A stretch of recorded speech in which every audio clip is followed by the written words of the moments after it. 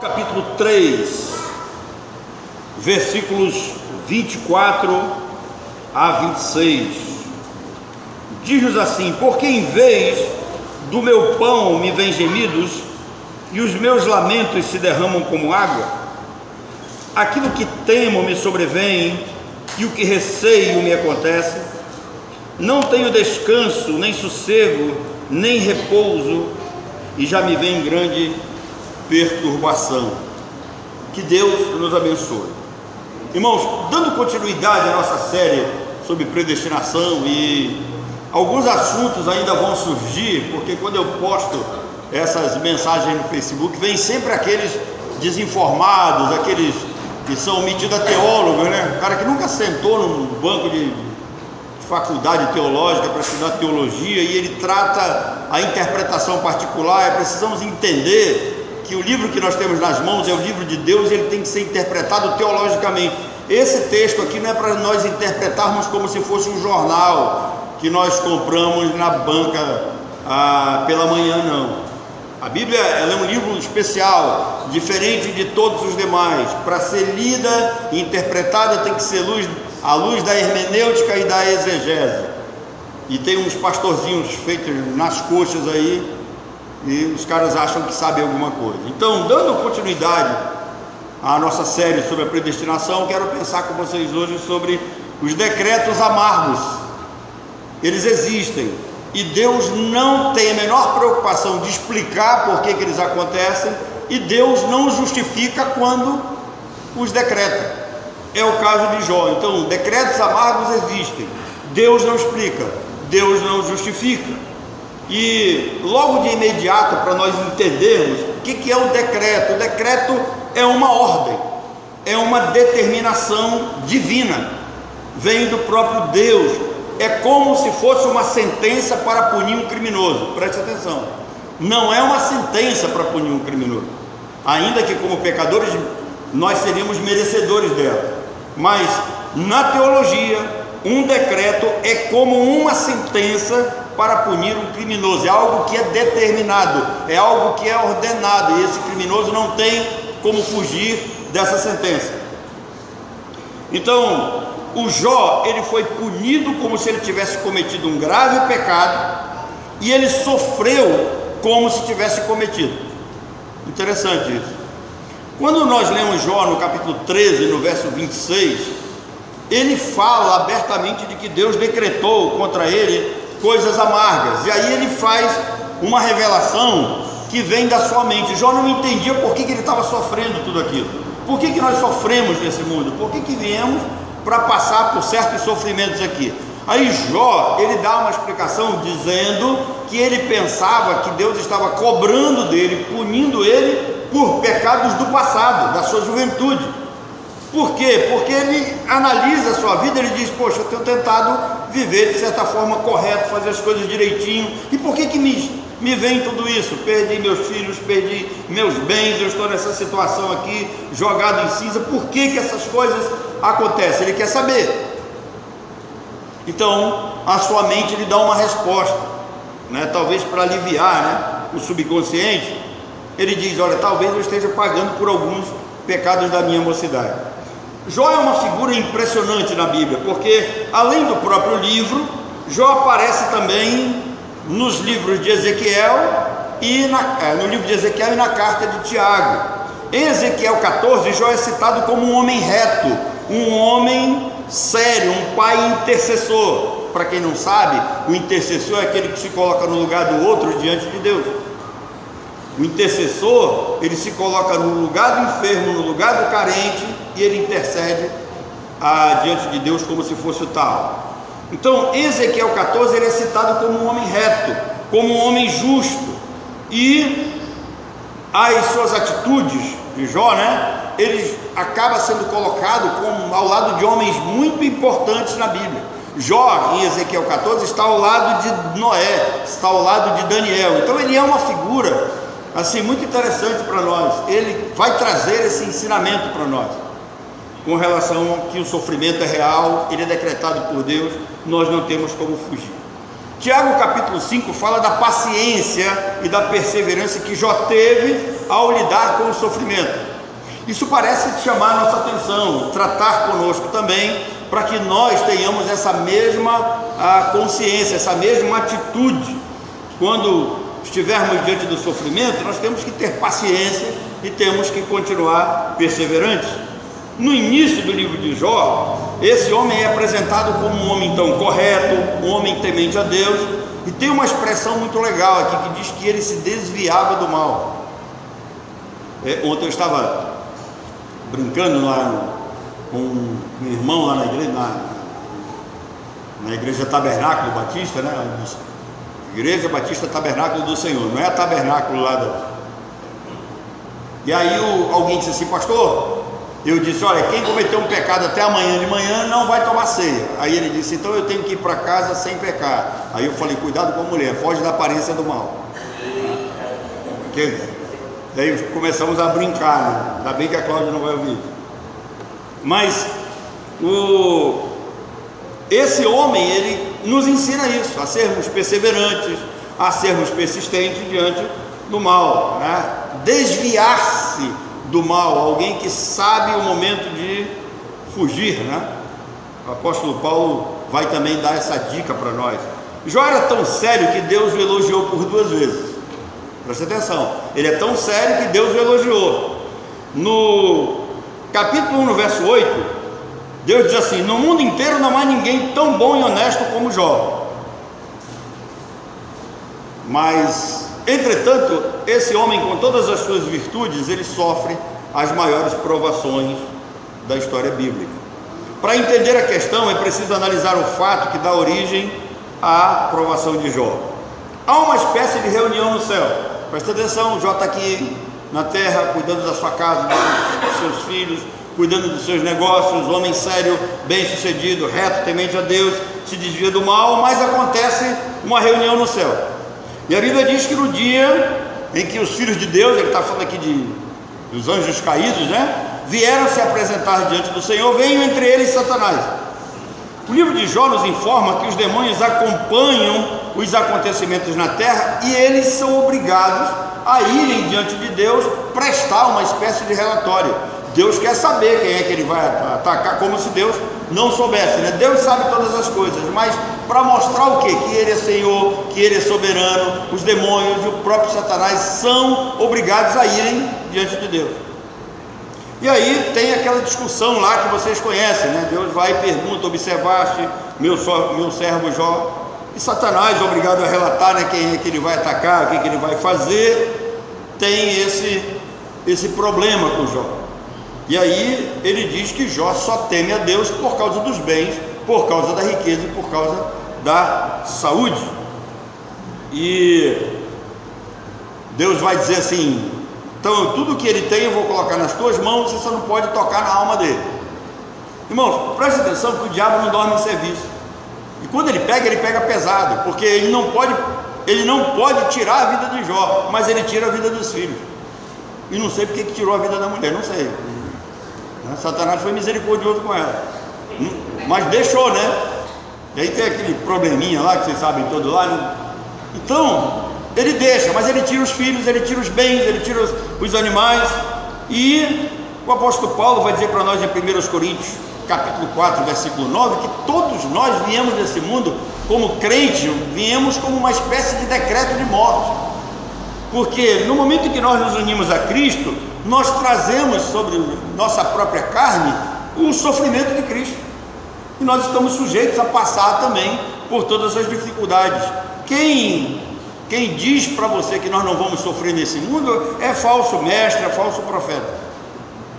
O apóstolo Paulo vai dizer para nós que em tudo nós somos atribulados, porém não angustiados, perplexos, porém não desanimados, perseguidos, porém não desamparados, abatidos, porém não destruídos, levando sempre no corpo o morrer de Cristo, para que também a sua vida se manifeste no nosso corpo. Isso está em 2 Coríntios, no capítulo 4, versículos de 8 a 10.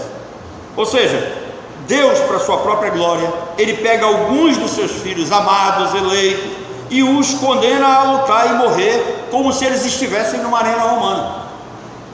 E Deus não explica. Por que ele faz isso? Também não responde os nossos questionamentos, as nossas perguntas, ainda que tenhamos o desejo de saber por que isso está acontecendo conosco, por que quanto mais eu tento ser fiel, mais coisas acontecem comigo. Deus não responde, né? E todos nós queremos realmente saber por que isso acontece. No capítulo 3, no verso 24, Jó perguntou isso para Deus: por que isso acontece comigo? Se eu tento me desviar do mal, se eu sou, né? Significa que esse homem fosse perfeito. Ele tem seus pecados, suas falhas, né? Claro, mas seria algo que não afetasse a sua integridade diante de Deus. O escritor da carta aos Hebreus, no capítulo 1, no verso 3, faz a mesma pergunta: por que essas coisas acontecem conosco? O fato é que nós estamos diante de um dos temas mais desafiadores da história humana, e que nós estamos diante da incontestável soberania de Deus. Deus é o Senhor, Ele é o Criador, nós somos suas criaturas, fomos tornados seus filhos pela graça, por meio da fé em Cristo, mas nós precisamos entender e viver dentro do conceito de que Deus é o Senhor e que Ele é soberano e que Ele faz todas as coisas conforme o conselho da sua vontade. E dentro da soberania de Deus, o homem é provado.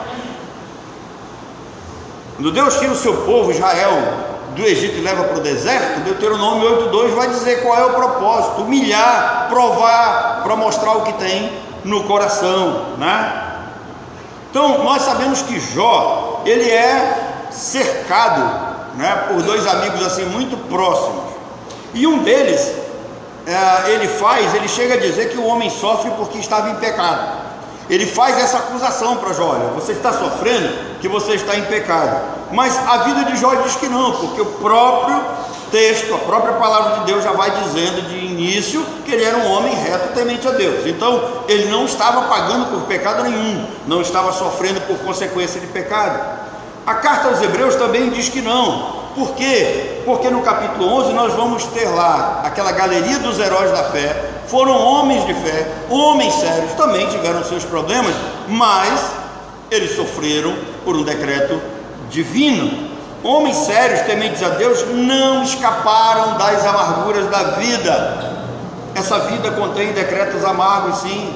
Eu gostaria muito de dizer para vocês: olha, entrem para a igreja, aqui vocês vão ser abençoados, aqui vocês vão ser felizes. Eu não conheço nenhum que não entrou aqui e não tenha sido abençoado. Talvez o único que ainda não alcançou a bênção máxima da sua vida foi o Moisés, mas o restante, todos, né, são abençoados. Deus tem sido misericordioso, bondoso para conosco, né? Mas eu seria leviano em dizer que se você entrar aqui você vai ser abençoado, você vai ser próspero, você vai ser rico, você vai ser bem sucedido na vida. Não, isso depende de Deus. Se você olhar, Abraão foi um homem de fé e foi um homem rico e próspero. Você vai olhar Elias, que foi um homem de fé e não tinha absolutamente nada. Você olha para a vida de Jesus, e Jesus diz: olha, raposa e ave do céu tem mais coisa do que eu não tenho nem casa para dormir, para viver, para morar nesse mundo. Então a Bíblia não diz que Deus vai nos livrar de todas as aflições, enfermidades e sofrimentos dessa vida. A Bíblia não diz isso. Os santos nem sempre são poupados de males e sofrimentos desse mundo, nem sempre. Mas é sempre bom lembrar que Deus é soberano e é Ele quem põe as limitações em Satanás. Satanás não vai tocar em nenhum de nós, Satanás não vai nos atacar, não vai fazer nada contra nós se Deus não der a ele um decreto permissivo, fácil. Então, primeira coisa que nós vamos aprender aqui: que Deus permite o inimigo destruir o nosso patrimônio, matar as pessoas que amamos, para ouvir o nosso louvor e a nossa adoração. Preste atenção, essa aqui é uma lição para a vida. Quando você perder bens, perder patrimônio, perder pessoas que você ama, no lugar de você blasfemar, no lugar de você reclamar, lembre-se de Jó. O que foi que Jó disse? Nu saí do ventre de minha mãe, nu tornarei para lá. O Senhor me deu, o Senhor me tomou, bendito seja o nome do Senhor. É isso que Deus espera ouvir de seus servos, não um estado de lamento e de desespero. Segunda lição: o nosso inimigo pode causar as piores dores e enfermidades, mas ele não pode roubar a nossa fé. Ele não pode tirar a nossa salvação. Por quê? Naquele estado de lamento deplorável, Jó diz assim: eu sei que o meu Redentor vive e por fim se levantará. Terceira lição para nós: o inimigo pode caluniar, difamar os filhos de Deus, mas não pode impedir que Deus os exalte e fale bem deles.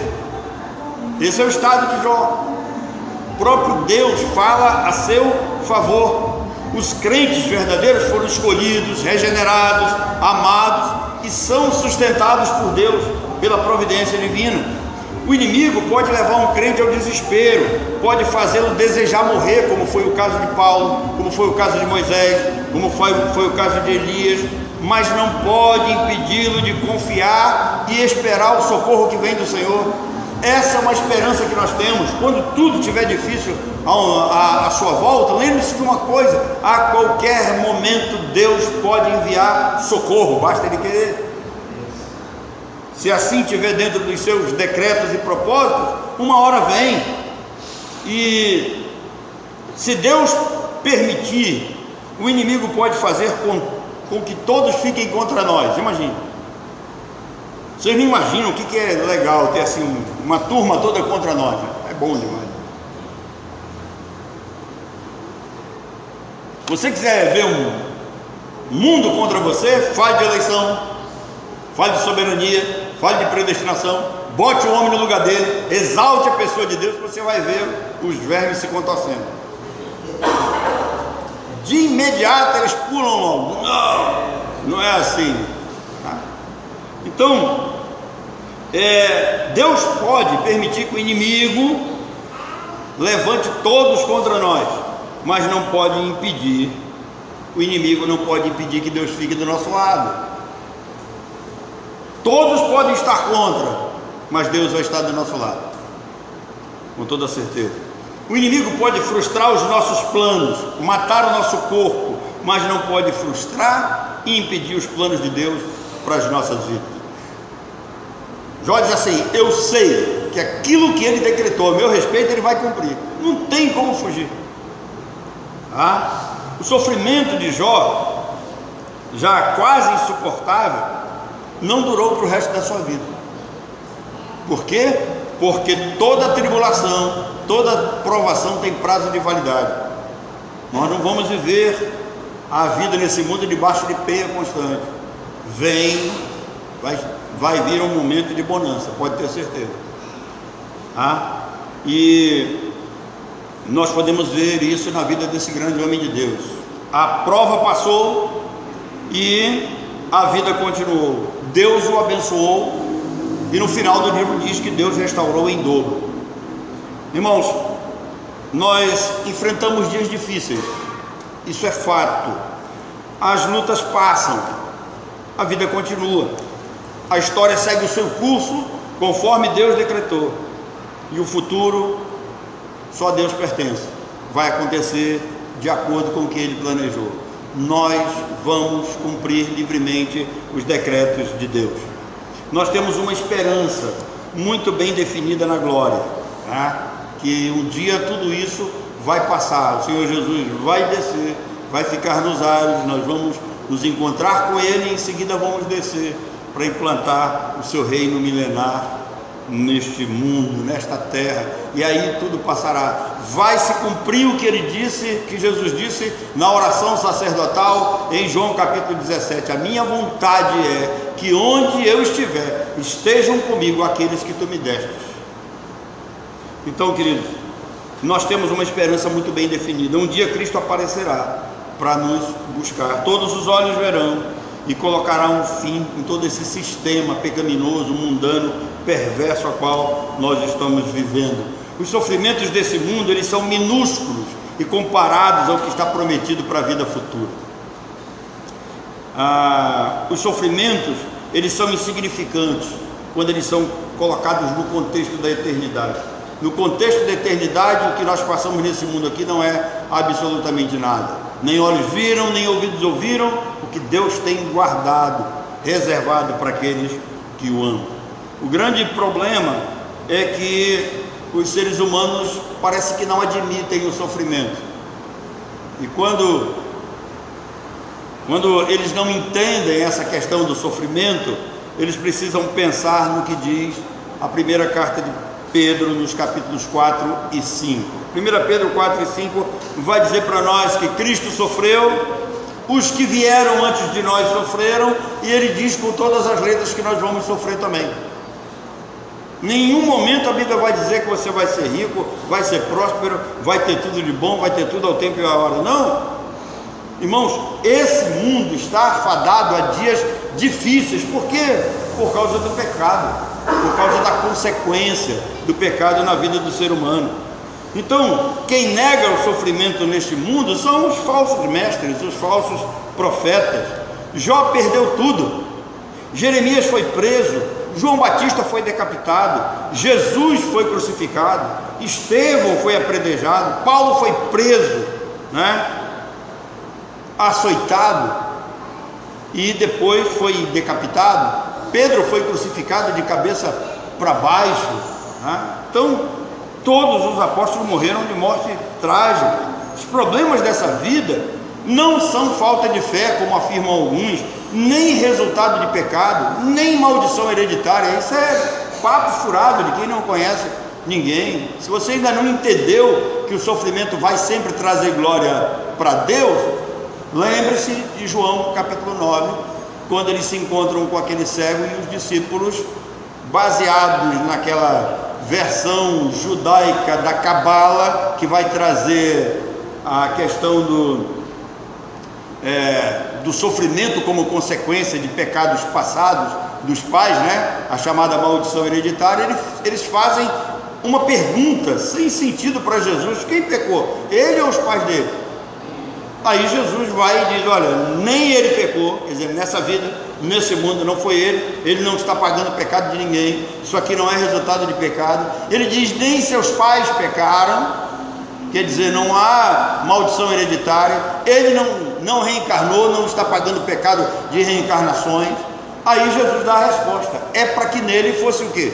Manifesto que a glória de Deus. Todas aquelas pessoas deficientes, problemáticas, foram colocadas diante de Jesus, tinham um propósito: glorificar a Deus. Eles foram criados e colocados ali, assim como nós fomos criados, colocados nesse mundo, eleitos, salvos, mas decretos amargos podem chegar diante de nós, podemos passar por dificuldades, e Deus tem um propósito: a glória do seu nome. Onde devemos entrar na história? Fazer o possível para não blasfemarmos, para não reclamarmos, e sempre abrir a nossa boca para dar glórias a Deus. Então precisamos pensar: a história de Jó e a história de Cristo tem um pano de fundo de sofrimento, como a vida de muita gente que talvez vocês conheçam, Daí a pergunta: por que o Filho de Deus sofreu apesar de ser justo? Quando o cinema vai narrar a história de Cristo, os grandes cineastas, o sofrimento que envolve a cruz é o mais explorado. Preste atenção nisso, é o mais explorado. O último agora do Mel Gibson, teve gente aí que ficou meio traumatizado com o que viu. Mas se for olhar todo aquele açoite que Jesus sofreu, todas aquelas dificuldades, culminam com a sua morte, é para mexer de fato com o ser humano, e os cineastas acabam explorando isso aí em detalhes, Quando se narra a história de Cristo, o beijo da traição não pode ser ignorado. Ela é uma marca da ingratidão humana. Jesus faz o bem e recebe um beijo de traição. Jesus cuida, trata bem das pessoas que estavam à sua volta. E o que ele recebe? A cruz. Tem um decreto em cima disso? Tem. É só você ler Atos 2, a partir do verso 16, Você vai ver que ele foi entregue segundo o determinado decreto de Deus. Então, na história de Jesus, você vai ver que enquanto ele está seguindo a sua vida normal, à noite os caras estão tramando como é que vão condená-lo. Tem um trama durante a noite. Falsas testemunhas foram usadas, A dura sessão de espancamento. Se você pegar qualquer médico, ele vai dizer para você que se fosse um homem comum teria morrido nos açoites. Mas estava decretado que Jesus morreria na cruz, no madeiro. Então, a Bíblia, ela vem e promete para nós algumas recompensas para aqueles que sofrem por Cristo. Primeira coisa, nós precisamos sair daqui e entender: decretos amargos existem. Deus é Senhor, Ele é soberano. Agora, por que Deus decreta coisas amargas para nós? Em primeiro lugar, o decreto amargo, ele gera coragem. Mexe com os brios do povo de Deus. Que dia é hoje? 4 de setembro. Daqui 3 dias, vocês vão ver como as ruas vão estar fervilhando de brasileiros. Quanto mais tentarem intimidar o povo, mais o povo vai sair às ruas. O povo sabe que a sua liberdade está em jogo. Então, quanto mais agridem, quanto mais perseguem a igreja do Senhor, mais ela se manifesta. É só você ler Atos 4, 26, 27 a 28, quando diz: levantaram-se os reis da terra, as autoridades se ajuntaram a uma contra o Senhor e contra o seu ungido, que verdadeiramente se ajuntaram contra o teu servo Jesus, o qual ungiste, Herodes e Pôncio Pilatos, com gentios e povo de Israel, para fazerem tudo que a tua mão e o teu propósito predeterminaram. Aí eles dizem: agora olha para as suas ameaças e concede ao teu povo que com intrepidez enfrente todas essas coisas. Então, quanto mais perseguida, mais forte é a igreja. Quanto mais dura é a terra, mais forte é o homem. Então, o sofrimento gera coragem. Quando vem a primeira perseguição, Pedro e João, eles são chamados, levados diante das autoridades. Isso está em Atos 4, a partir do verso 19. E eles foram proibidos de falar de Jesus. A resposta deles foi o seguinte: os senhores mesmos julguem diante de Deus. Devemos obedecer aos senhores ou a Deus? Quer dizer, eles olham para aquelas autoridades, eles sabem que as autoridades não são bobas, e eles dizem assim: vem cá, vocês acham que nós devemos obedecer vocês ou a Deus? Pela lógica, as próprias autoridades iam dizer: obedeça a Deus, então nós vamos continuar pregando, porque vocês não têm autoridade sobre nós. Quem são vocês? Nós não podemos deixar de falar daquilo que temos visto, daquilo que vimos e daquilo que ouvimos. Eles disseram. Depois de convertido, Paulo tornou-se um grande exemplo de coragem. Escrevendo aos Filipenses, ele disse: é minha sincera expectativa, a minha esperança de que eu me envergonhe em nada. Não tem vergonha, mas que com toda a ousadia, como sempre agora também, Cristo será magnificado em meu corpo, seja pela vida ou pela morte. Para mim, o viver é Cristo e o morrer é ganho, é lucro. Segunda coisa que o decreto amargo produz: o sofrimento, ele pode ser prova de consagração. O apóstolo Paulo, escrevendo a Timóteo, na sua segunda carta, capítulo 3, versículo 12, ele diz assim: todos aqueles que desejarem viver piedosamente em Cristo sofrerão perseguição. No caso de Jó ali, ele está debaixo de um decreto. Agora, tem um decreto aqui para nós: todas as vezes que nós desejarmos viver certinho, com a nossa vida organizada, fugir do mal, tentar ser reto, temente a Deus, consagrar a nossa vida, nós vamos ser perseguidos. Sempre vai aparecer a perseguição de algum lado. É simples e lógico, porque o inimigo faria mal para quem está do lado dele. Por que o inimigo faria mal para quem não está fiel e testemunhando de Cristo? Se o sujeito não é fiel, se o sujeito não testemunha de Cristo, se ele não agride as trevas, se ele não faz nada, né? Então, por que o inimigo vai mexer com ele? O inimigo vai mexer com aqueles que são fiéis, aqueles que são consagrados, aqueles que se doam à obra do Senhor. Terceira lição: o sofrimento produz alegria. Uma hora ele passa, e quando ele passa, a gente dá uma respirada, tá? Lembram de Paulo e Silas? Depois de presos, espancados, à meia-noite, quando alguns esperavam que eles estivessem lamentando e chorando, eles começam a cantar hinos. E a Bíblia é clara em dizer que os demais prisioneiros ouviram aquilo, eles cantando. É claro que eles não entenderam o que estava acontecendo ali, mas Deus estava colocando bálsamo na ferida, confortando Paulo e Silas, e só eles poderiam descrever aquilo que eles estavam sentindo. E não somente isto, né? fica o exemplo ali da conversão do carcereiro. Mas precisamos entender que esses decretos amargos existem, fazem parte do pacote para a vida de alguns, pode não ser da vida de todos, mas eu não conheço ninguém nesse mundo que não tenha passado por algum tipo de infortúnio, por algum tipo de problema. Nem todos terão a mesma provação, nem a mesma tribulação.